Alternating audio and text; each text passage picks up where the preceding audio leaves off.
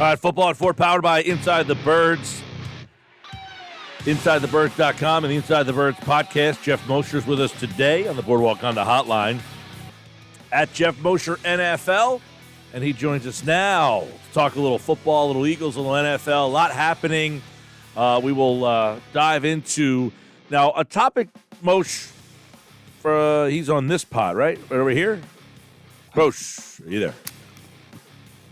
Yo, Geoff. Does he not hear me? Does he not have his headset? I hear him.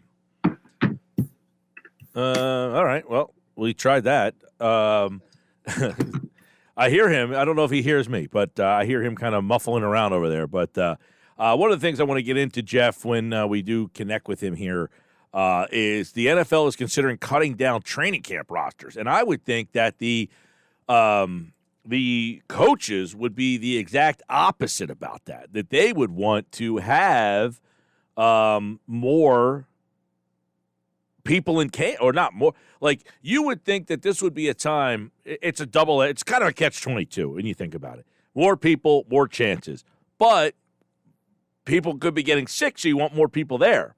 So how do they go about kind of playing this down the road here with this whole situation? And, you know, that's been something that they're talking about. But how could it affect the Eagles? I mean, you get a guys like some of these non-drafted, these undrafted rookie free agents like a Mike Warren, you know, guys that are battling for roster spots. If they're considering cutting down training camp rosters, which means Eagles rookies, some well-known veterans, could be on the way out. Guys that are just, you know, a name that kind of sticks out to me is, you know, when you're looking at the Eagles and some of the battles, the roster battles on this team, you look at the cornerback position.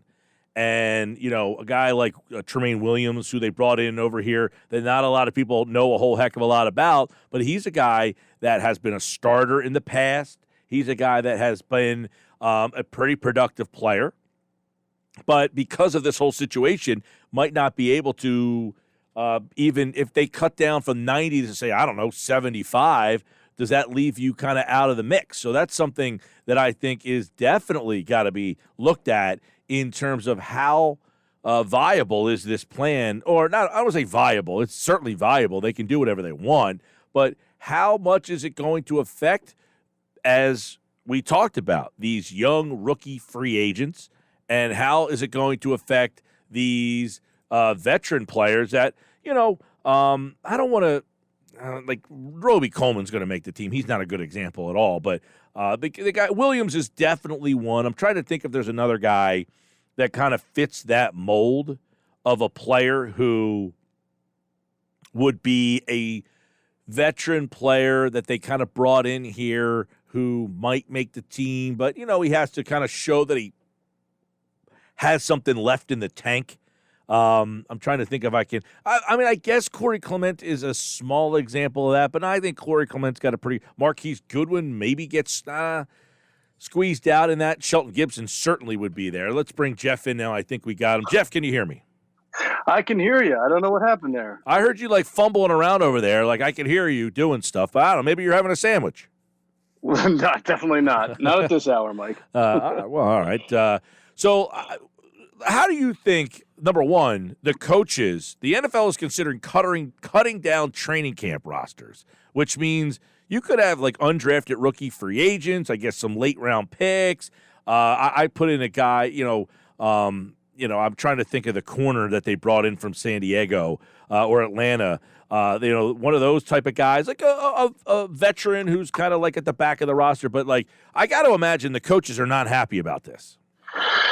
Yeah, I would think the coaches aren't happy. I mean, they want to have as many opportunities to have players in camp as possible. I mean, they sign these guys for a reason, and then if you start taking guys away from them, that doesn't help. It is going to be interesting to see how they're going to be able to handle all these players and social distancing. I know that they're going to use the link, and I'll have a little bit more on that in the next Inside the Birds podcast on what they plan to do. But obviously the link has bigger rooms and you can social distance in there. But, you're talking about 90 players. It's a lot of people. And I think Jim Harbaugh had come out early and said that some of this wasn't humanly possible. Yep.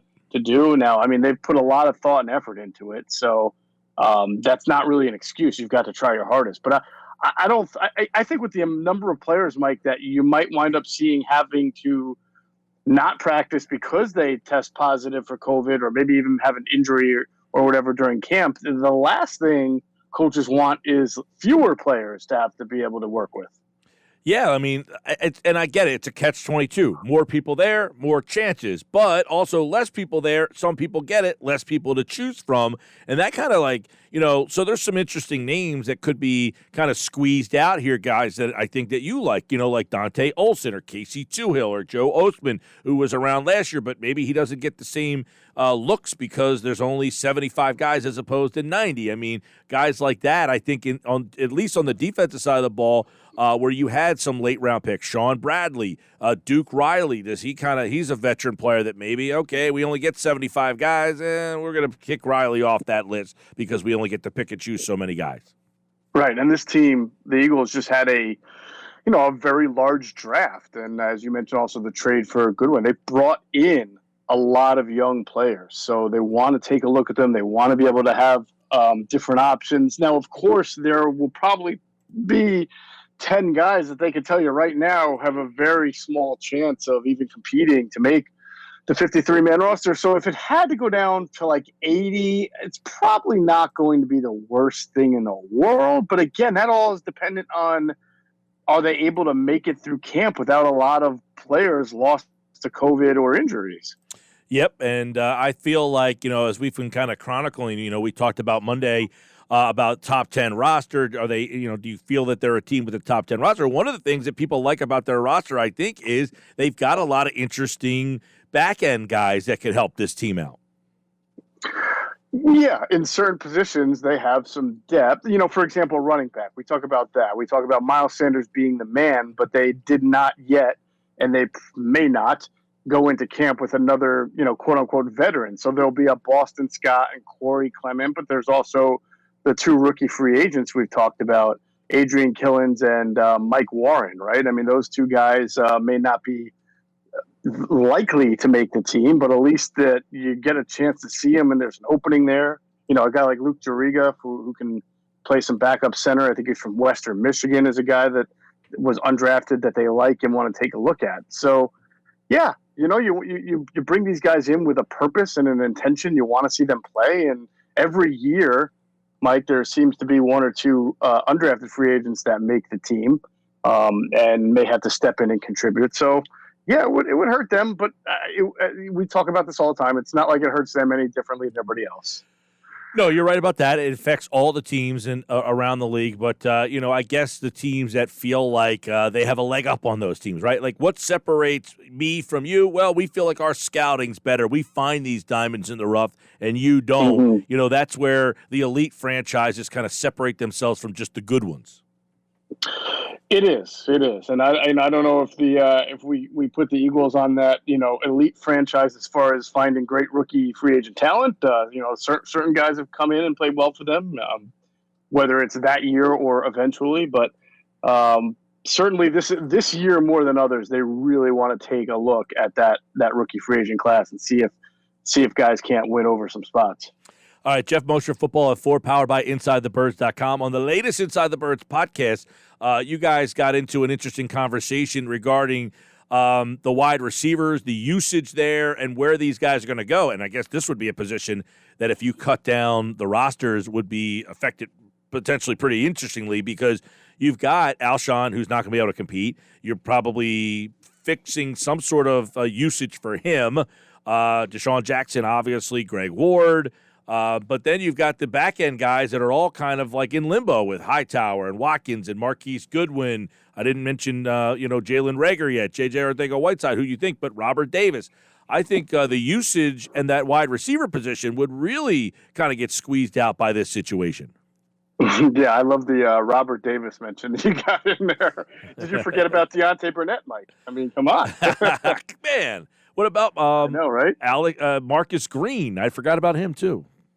Marques Green. Now, it's too bad that they've already parted ways with River Craycraft because I know everybody was very excited to see what he'd be able to do this summer. But no, that is one position that you mentioned. I brought up running back, but certainly wide receiver is another where you mentioned that there's so much undecided as far as what players are going to be, what the young players are going to be able to show, what positions they're going to fit into. You know, Jalen Reagor is a guy that Doug Pederson has said will learn the Z to start off with, but I know that they would love to have him at the X. They'd love to have him in the slot. They'd like to be able to move him around a little bit.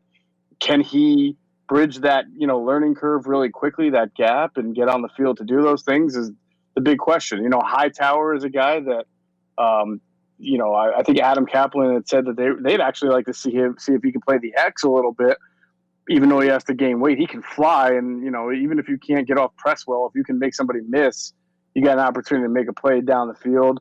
I've talked to some people that say if his hands are not great on the deep tracking balls, so he might be an ideal slot receiver when all is said and done.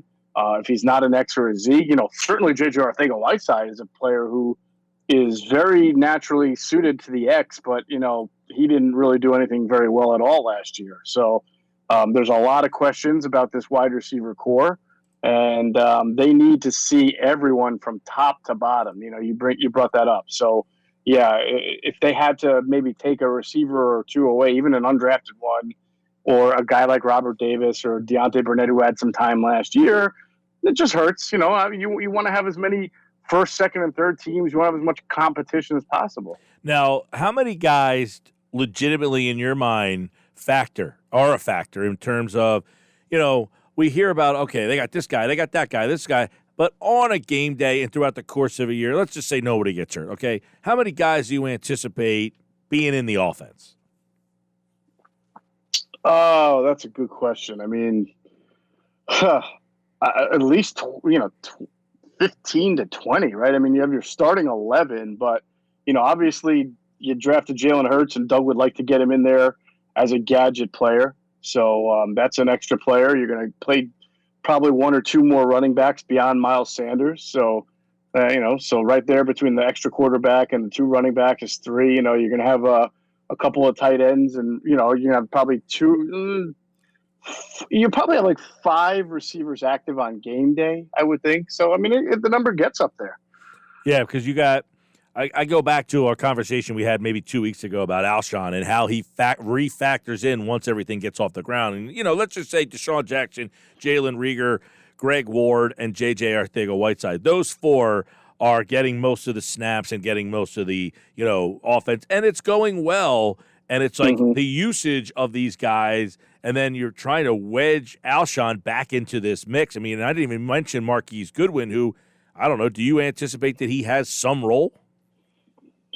I think that he'll have everything is going to be kind of intertwined, right? His role will be determined by A, how well he's able to pick up things and they get him in the offense, but also B, how well his counterparts are doing. If Deshaun Jackson's healthy, if J.J. Arcega-Whiteside has made some nice strides, if Jalen Reagor is performing well, then those are going to be your 3 most used wide receivers for most of the season, and remember, there's going to be a lot of 12 personnel, 2 tight end packages. That's going to only require 2 wide receivers on the field at the same time, at least 45, 50% of the time based on the stats last year. So the opportunities for Goodwin to really make his mark, I think, will be scant at first, because other guys are going to be a little higher on the pecking order. But if there's injuries or if there are players who just don't perform well, they'll figure out a way to use his speed and get him on the field. At least he's a veteran and he's played in the league, and he can do a few things.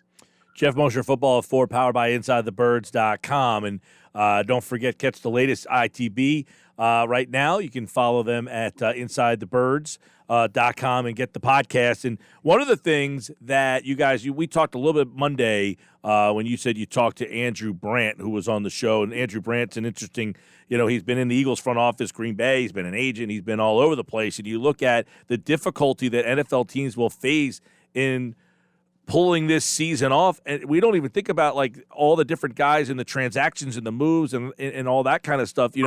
Managing the cap this year is going to probably be very tricky. Managing the cap this year will be tricky, but it'll actually be trickier more so next year if the cap were to go down.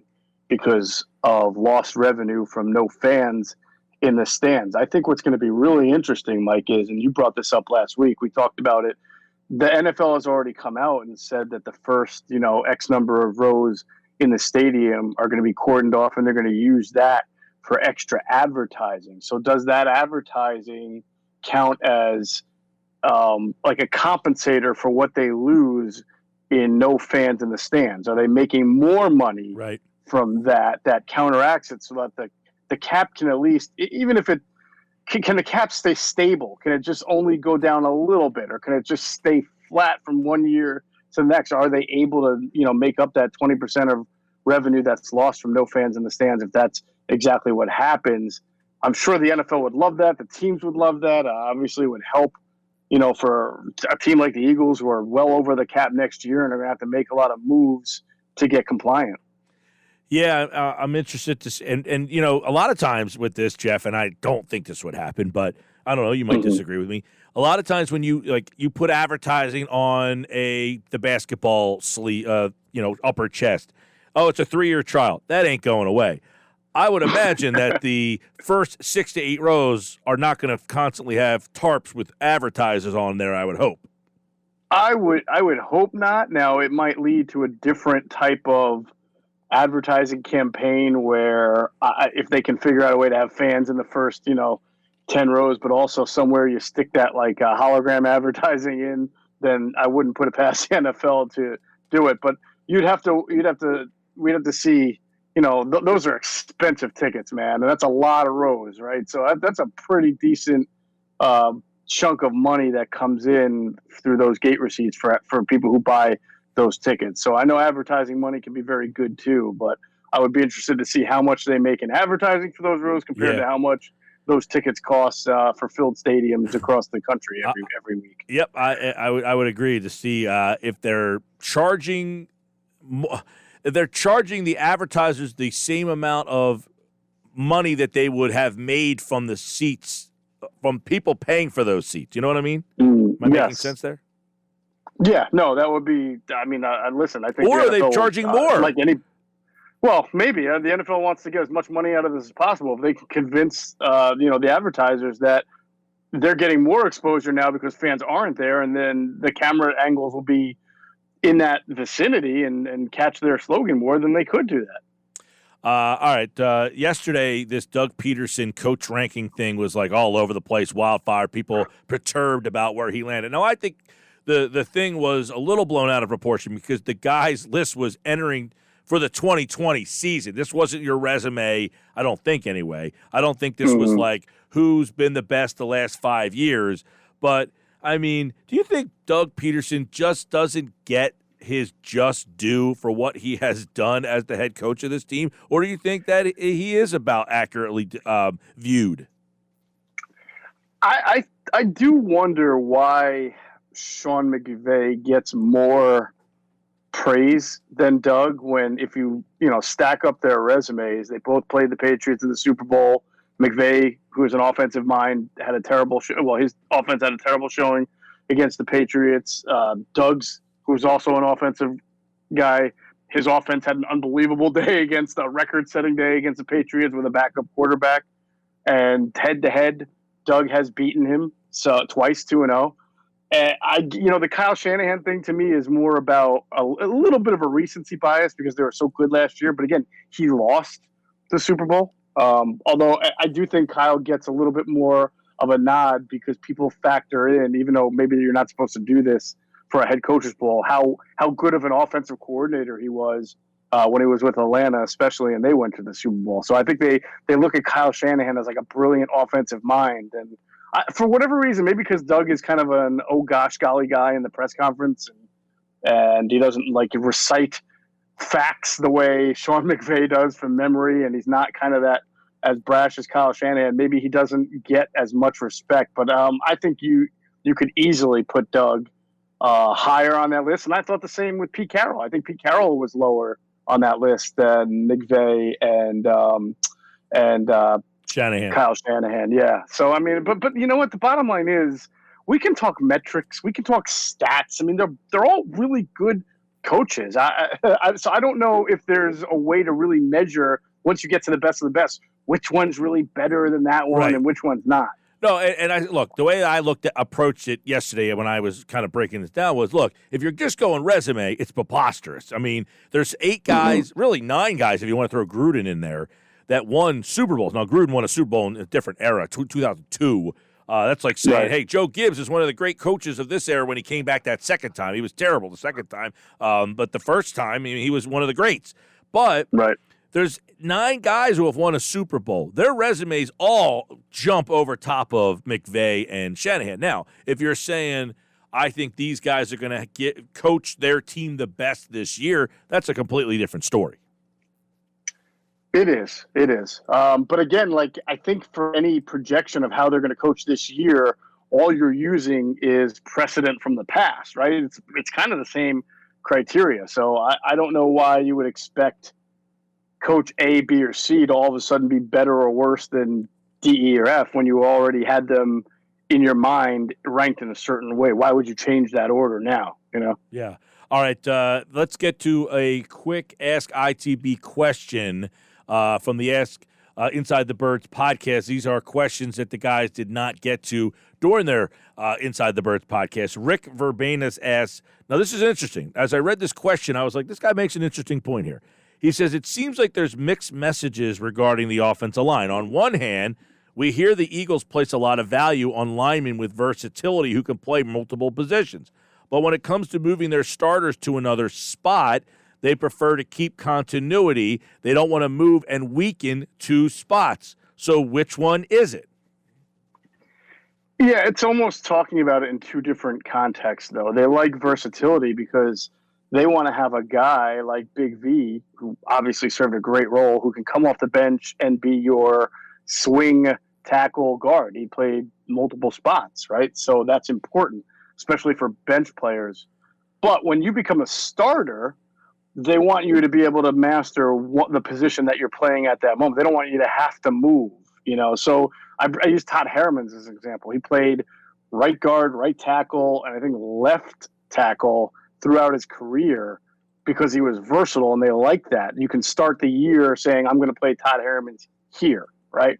But in the middle of the year, I don't think Todd Herremans ever switched, on and off because that's not good for continuity on the line. So it's really more of they want that in your resume so they know where they can put you once they know what they want to do with you. They would like you to be able to play almost every position so then they can decide which position you're best at. And then if there's an emergency, they could move you, even though they'd rather not.